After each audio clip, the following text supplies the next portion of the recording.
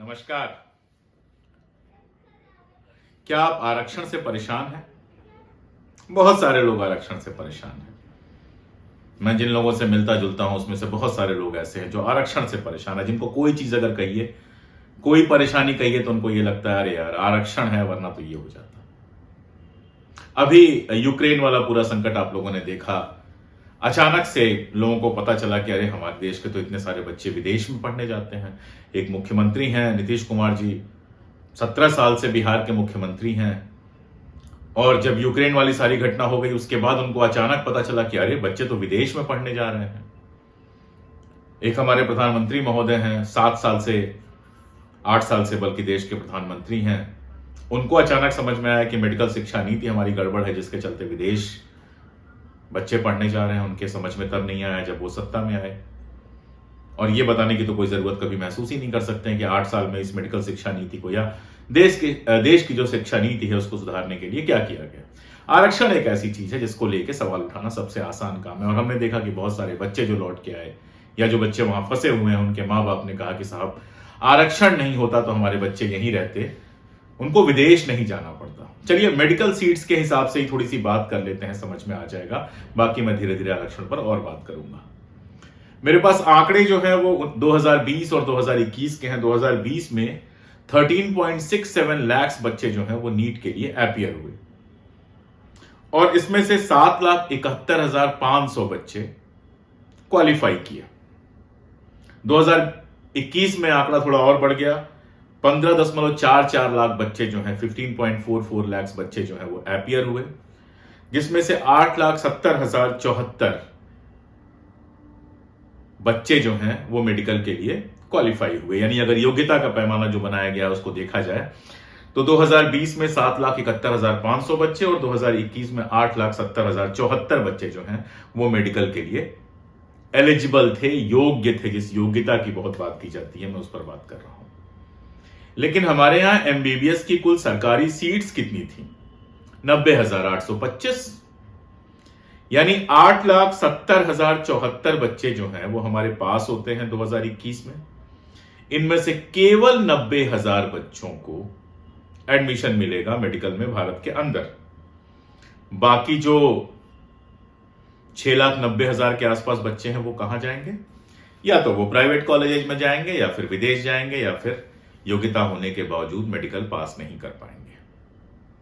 इस पर किसी का ध्यान नहीं जाता। मेडिकल सीट्स कम हैं, इस पर किसी का ध्यान नहीं जाता।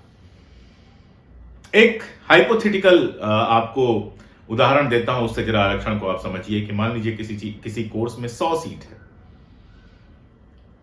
और 1,000 बच्चे उसमें एडमिशन लेना चाहते हैं, तो 900 बच्चों को तो एडमिशन नहीं ही मिलेगा, चाहे वो किसी भी जात के हो।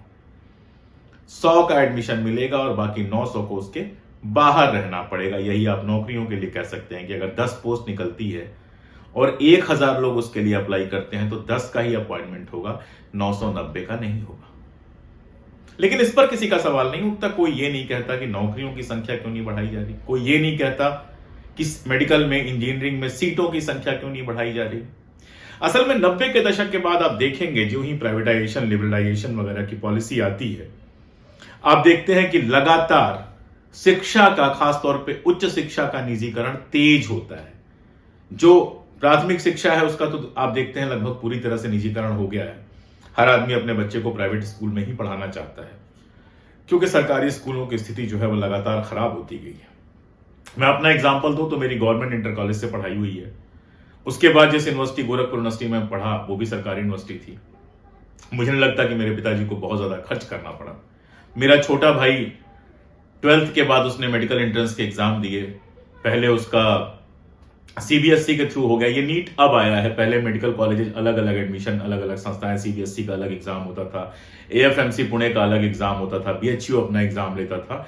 सबको मिला के नीट बाद में बनाया गया है। तो वो उस जमाने का है जब उसने सबसे पहले सीबीएसई का रिजल्ट आया वो क्लियर किया। जो लखनऊ का मेडिकल कॉलेज है केजीएमसी, वहां उसका एडमिशन हो गया। मैं ही गया था एडमिशन कराने के लिए। मुझे लगता है 6 या 7 हजार रुपए में एडमिशन वो हो गया था। उसके बाद अचानक उसको पता चला कि अरे बीएचयू में भी मेरा हो गया, वहां का रिजल्ट आया। सीबीएसई छोड़कर वो बीएचयू चला गया। बीएचयू में उसने, पापा गए थे साथ में, बीएचयू में उसने एडमिशन लिया। 10-12 हजार रुपए की फीस थी। उसके बाद उसका एएफएमसी पुणे में भी हो गया। वहां वो हम लोगों ने कहा क्या फायदा तुमको, तो वहां जाना नहीं है। तो उसने कहा नहीं, मुझे इंटरव्यू देने हैं, देखना है कि इंटरव्यू कैसा होता है, क्योंकि केवल एएफएमसी था जो रिटर्न के बाद इंटरव्यू भी कराता था। तो वहां गया, इंटरव्यू दिया, वहां भी हो गया। फाइनली उसने बीएचयू से एमबीबीएस किया और बाद में एग्जाम पास करके उसने पीजीआई चंडीगढ़ से अपना एमडी का कोर्स किया। मैं ये क्यों बता रहा हूं? मेरे पिता एक मामूली प्रोफेसर थे और जो फीसेस इसका स्ट्रक्चर आज है, अगर वो स्ट्रक्चर होता तो शायद उनके लिए हम दो भाइयों को पढ़ा पाना आसान काम नहीं होता। 90 के दशक के बाद अचानक से आप देखते हैं कि फीसेस बहुत ज्यादा बढ़ा दी गई, प्राइवेटाइजेशन कर दिया गया और इस पर कोई सवाल नहीं उठाता है। लोगों को लगता है कि आरक्षण की वजह से सारी समस्या है। आरक्षण किनको मिलता है? आरक्षण उनको मिलता है जिनको हजारों वर्षों से आपने पीछे छोड़ के रखा हुआ। देखिए, मैं एक एग्जांपल देता हूं। आपको लगता है कि अरे यार, मेरे बच्चे को तो 95% मिल गया, नहीं हुआ, उनके बच्चे को 90% मिला या 85% मिला, हो गया। एक तो ये जो डिफरेंस है वो लगातार कम होता जा रहा है, मैं उस पर बात करूंगा। ये आरक्षण की व्यवस्था हुई क्यों? बाबा साहब अंबेडकर ने, गांधी ने, इन सारे लोगों ने आरक्षण की व्यवस्था मानी क्यों? आरक्षण की व्यवस्था उस हजारों वर्षों के अन्याय से छुटकारा देने के लिए हुई थी जो हमारे समाज में जाति व्यवस्था के नाम पर चलता रहा है। बड़ा आसान लगता है आज सब भुला देना, लेकिन सच्चाई यह है कि सैकड़ों वर्षों तक समाज के एक हिस्से को शिक्षा लेने ही नहीं दी गई, उसे शिक्षा से दूर रखा गया। आपको लगता है अरे यार ठीक है, तब की बात तब है, अब तो हम बराबर आ गए। अब क्यों रखा गया है? इसको समझना कोई मुश्किल काम नहीं है, बशर्ते आप अपना जो जातीय संरचना अपने दिमाग में फंसी हुई है उसको बाहर कर दें। आरक्षण कोई गरीबी हटाओ योजना नहीं थी। आरक्षण एक प्रतिनिधित्व का मामला था कि प्रतिनिधि वहां से भी आए। चूंकि आपने लंबे समय तक से उनको शिक्षा से और बाकी सारी चीजों से वंचित रखा था, इसीलिए आप एक रेस में कहें कि नहीं अब तो हम बराबर, कल तक जो है आपको एकदम किनारे आपके हाथ पांव बांध के रखा गया था और हमें लगातार दौड़ने की प्रैक्टिस कराई गई थी और आज हम साथ में दौड़ेंगे और फिर देखेंगे कौन जीतता है। नहीं, ये जो अफर्मेटिव सिस्टम है, अफर्मेटिव व्यवस्था है, जिसमें जो वंचित वर्ग है उसको थोड़ा अतिरिक्त सुविधा दी जाती है ताकि वो बाकियों के साथ में आ सके, उसका सिद्धांत ही यही है कि चूंकि लंबे समय से आपने शिक्षा से, बाकी सारे अवसरों से उनको वंचित रखा था, इसलिए उनको अवसर दिए जाएं ताकि वो आपकी बराबरी में आ सके। आरक्षण को समझने के लिए थोड़े से कंपैशन की जरूरत है, थोड़ा सा लॉजिक की जरूरत है और थोड़ी सी तार्किक बुद्धि की जरूरत है। इनके अभाव में जब आप आरक्षण को देखेंगे तो आरक्षण को आप कभी नहीं समझ पाएंगे। असली सवाल तो यह है कि हमारे यहां जितने युवा पढ़ लिख कर तैयार हो रहे हैं, नौकरी के लायक हो रहे हैं, उनको नौकरी देने की कोशिशें सरकार नहीं कर रही है। जो बच्चे इंजीनियर बनना चाहते हैं, जो बच्चे डॉक्टर बनना चाहते हैं, उनके लिए ऐसे कॉलेजेस नहीं हैं जहां वो इंजीनियर और डॉक्टर बन सके। आप सोचिए, एक मामूली मध्य वर्ग का लड़का हो, गरीब लड़का हो, निम्न मध्य वर्ग का लड़का हो या लड़की हो, पढ़ने में जो अच्छा हो, वो सिर्फ इसलिए डॉक्टर, इंजीनियर या बाकी सब कुछ ना बन पाए क्योंकि आपके पास कॉलेजेस नहीं है, आपके पास सीटें नहीं है। जिनके पास पैसा है उनका बच्चा कितना भी अयोग्य हो, वो करोड़ों रुपए की फीस देकर आराम से मेडिकल में एडमिशन करा देते हैं, करोड़ों रुपए की फीस देकर या लाखों रुपए की फीस में इंजीनियरिंग में एडमिशन करा देते हैं। जिनके पास नहीं पैसा है, उनका बच्चा अगर कंपटीशन में नहीं निकल पाया तो वो तो कुछ नहीं कर सकते। उन्हीं में से कुछ लोग जिनके पास इतना पैसा तो नहीं था कि प्राइवेट कॉलेज में पढ़ा सकें, लेकिन इतना पैसा था कि विदेश भेज के पढ़ा सकें, उन्होंने यूक्रेन और देशों में भेजा था।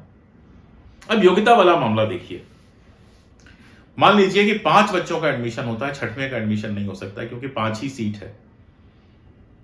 तो 5 बच्चे का, मान लीजिए 5वां बच्चा जो आखिरी बच्चा है उसका 97% है, मान लीजिए 100 में से 97 नंबर उसको मिले हैं और 6वें बच्चे को 96 नंबर मिले हैं, तो क्या 96 नंबर वाला कम योग्य हो जाता है? ये जो कट थ्रोट कंपटीशन का आपने सिस्टम चलाया हुआ है, ये क्या वाकई योग्यता का कोई पैमाना है? असल में आरक्षण से नहीं, समस्या होनी चाहिए निजीकरण से।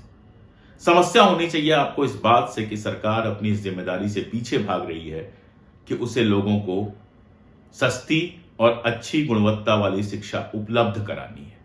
मांग यह होनी चाहिए कि मेडिकल की सीटें बढ़ाई जाएं, प्राइवेट में फीसेस को कैप किया जाए, एक सीमा बनाई जाए जिससे ज्यादा प्राइवेट वाले जो हैं वो फीस न मांग सके और उसको सख्ती से लागू किया जाए। मांग ये होनी चाहिए कि 12वीं तक की पढ़ाई सबको एक तरह की मिले। ये जो एक तरफ शानदार स्कूल है एयर कंडीशन, एक तरफ गरीब जहां पढ़ रहा है, छोटे मोटे स्कूल हैं जहां अच्छे शिक्षक नहीं है, ये असमानताएं आपको दिखाई नहीं देती हैं। आपको सिर्फ आरक्षण दिखाई देता है और दरअसल आपके मन में जाति को और धर्म को लेकर जो ये नफरत भरी हुई है, उसी का फायदा उठाकर सरकारें आपको आपस में लड़वाती रहती हैं, लेकिन कभी भी आपके बच्चे के लिए अच्छी शिक्षा, सस्ती शिक्षा देने को तैयार नहीं है। मेडिकल के सीटों को बढ़ाया नहीं जाता है और इसीलिए जब कोविड जैसी तबाही आती है तो ना हॉस्पिटल्स में बेड मिलता है, ना आपको प्रशिक्षित डॉक्टर मिलते हैं जो इलाज कर सके।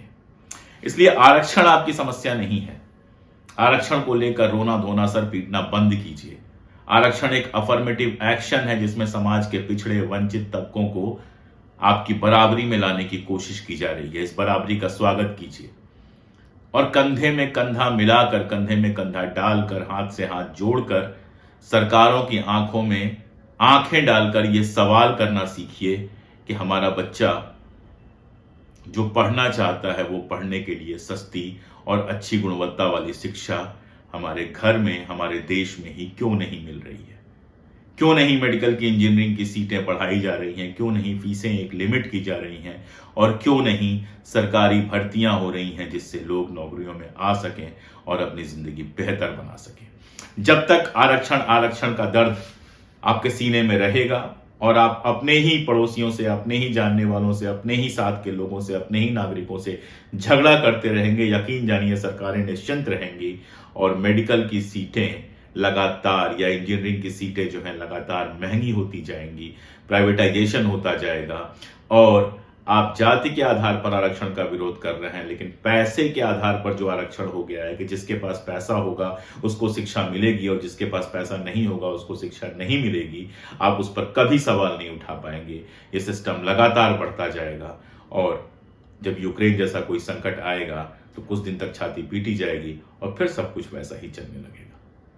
आज के लिए इतना ही। नमस्कार।